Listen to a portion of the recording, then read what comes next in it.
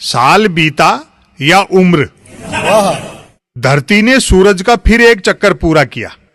जाहिर सी बात है, बिना परिक्रमा कराए रोशनी और ऊर्जा कौन देता है।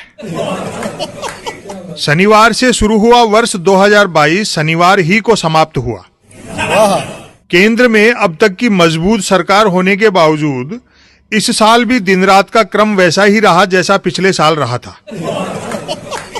हाँ, प्रतिवर्ष की भांति इस वर्ष भी संपन्न के लिए रात भी दिन सी रही और विपन्न के लिए दिन भी रात सा। हर कैलेंडर में 7 महीने 31 दिनों के रहे और 4 महीने 30 दिनों के। फरवरी माह 28 दिनों का रहा, भले ही कैलेंडर भेंट में मिला हुआ था या खरीदा हुआ। भारत जोड़ो यात्रा जारी है। राजा हवा में उड़ने लगे तो प्रजा के लिए जमीनी मार्ग ही मुक्ति मार्ग बचता है।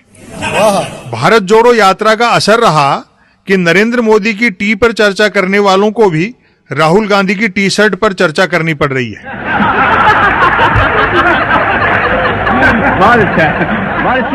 कतर में फुटबॉल का विश्व कप खेला गया। फ्रांस को हराकर अर्जेंटीना विश्व कप विजेता बना।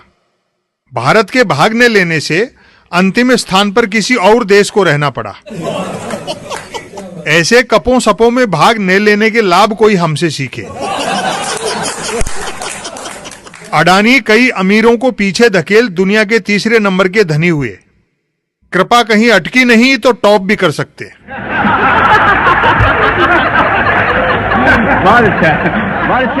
मोदी सरकार ने अपनी रेवड़ी को सौगात बताया और विपक्ष के लोक कल्याणकारी कामों को रेवड़ी।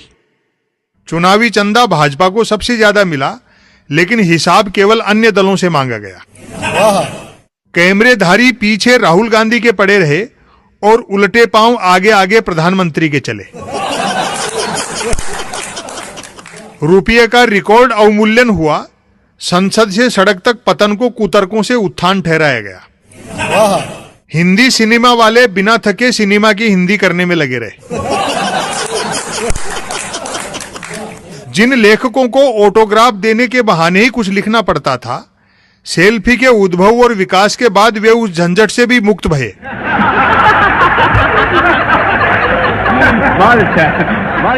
सेना में 4 वर्षीय अग्निवीर स्कीम लागू की गई। इस पर जिसने भी सवाल उठाया उसे देशद्रोही कहा गया। देशद्रोही और देशभक्ति के डिग्री डिप्लोमा सर्टिफिकेट बांटने के सर्वाधिकार इस साल भी भाजपा ही के पास सुरक्षित रहे। महंगाई और बेरोजगारी में वृद्धि की जबरदस्त प्रतिस्पर्धा रही। डीजल पेट्रोल के दाम उन्हीं राज्यों में बढ़े जहां चुनाव नहीं थे। जहां विपक्षी सरकारें नहीं टूटी, वहां विपक्षी पार्टियां तोड़ी गईं। किसी चैनल के पत्रकार ने बिकने से मना कर दिया तो वह चैनल खरीद लिया गया। मोदी सरकार का ध्येय चुनाव जीतना मात्र रहा। आचार संहिता की दशा फफूंद लगे आचार सरीकी रही। भाषण आदर्श पर झाड़े गए और टिकटों में प्राथमिकता अपराधियों को दी गई।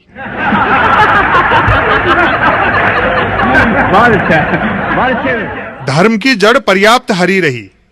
जिन धर्म प्रेमियों के बच्चों की पढ़ाई फीस के अभाव में छूट गई, उन तक ने उधार ले लेकर खूब दान दक्षिणा दी और बढ़ चढ़कर चढ़ावा चढ़ाया। लता मंगेशकर और पेले के निधन से अपूरणीय क्षति हुई। रूस यूक्रेन में युद्ध चल ही रहा है, बीच बचाव कौन करे। कुर्सियों पर नेताओं की शक्लों में मोहरे रखे हुए हैं।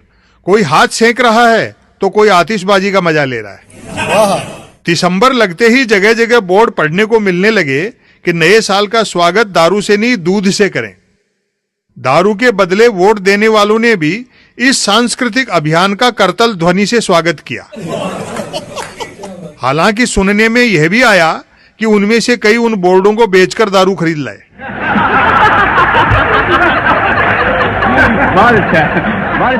जिन्होंने क्रिसमस के दिन तुलसी पूजन दिवस मनाने का हल्ला मचाया था, वे भी चोरी छिपे अंग्रेजी नववर्ष की शुभकामनाओं के संदेश देते लेते पाए गए।